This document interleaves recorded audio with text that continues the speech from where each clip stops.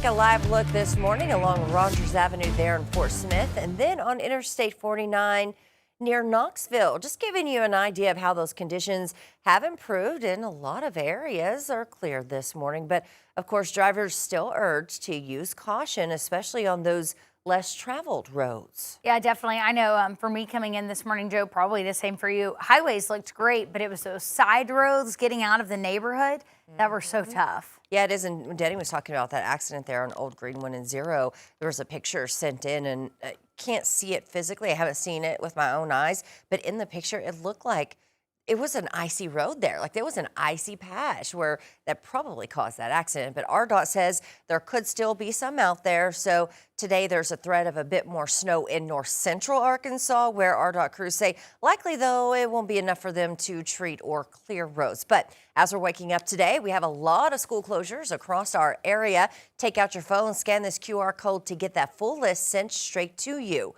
Fayetteville, Springdale, Fort Smith, Waldron are closed, along with Prairie Grove, Ozark, Poto, and Gravette. They're all out of school today, along with Van Buren, Levack, and Hackett.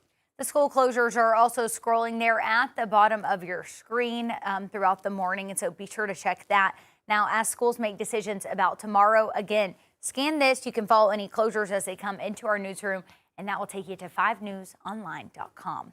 Well, RDOT continuing their strategy to minimize the amount of ice going back on the roadways by plowing the snow as far as possible away from the side, so when it melts under the sun, it doesn't spill back into the roads. And RDOT has done a wonderful job. I mean, no one is jealous of the job they've had to do the last few days. So thank you to all of our RDOT workers. It's the conditions like this when it gets that slushy and it's on the side, it can melt and then refreeze. So they're warning drivers that they should still be alert this morning, with some reporting patches of black ice on area roads. Now, a few tips this morning in case you may run across any black ice. Yeah, watch for shiny, glossy looking patches on otherwise dull roadways, and be alert if vehicles ahead of you swerve without warning. I mean, I think it's probably safe to say keep your distance right now as much as you can. And if your vehicle hits black ice, take your foot off of the gas, avoid braking, keep the wheel straight, and maybe take your phone out, take a picture of some of these things right here if you need those reminders.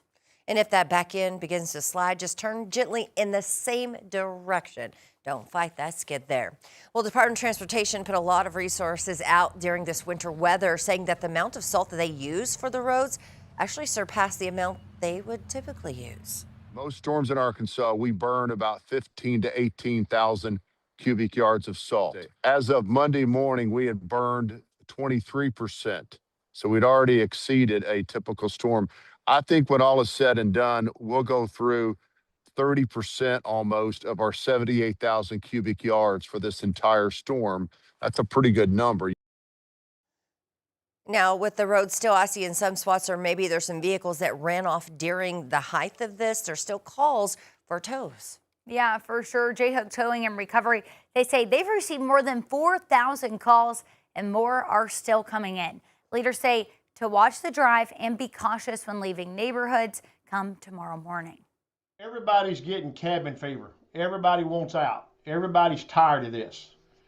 And they're going to find something to do. Just be careful getting out of your neighborhood. Always take a blanket, a couple of bottles of water, a cell phone charger. Make sure your car is full of gas, because you don't know what's going to happen. Leaders also say to protect first responders on the road as much as possible by slowing down and move over if safe. Well, now as the region digs out, the storm's impact is clear beyond the roads. Local businesses have been in high demand. Yeah, 5 News reporter Lauren Spencer shows us how the storm kept businesses busy around the clock. A lot of businesses took snow days this week, but for plumbing and heating crews, they say that work was just heating up.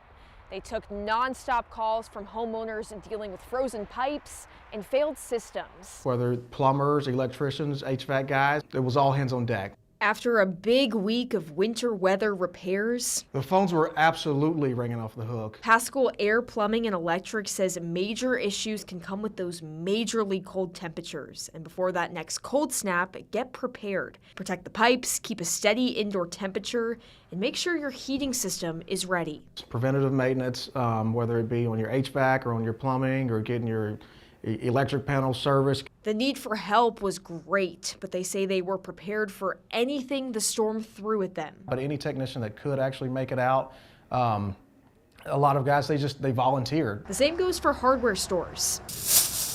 Come Saturday, we had a massive mob of after snow shovels, ice melt, sleds for the kiddos, and we were out of everything. Customers came to the Ace Hardware in Tawnytown grabbing whatever was left to dig out. We sold so many shovels, we didn't even have enough shovels to do our own front porch. And now they say they're restocked and ready just in case winter isn't finished yet.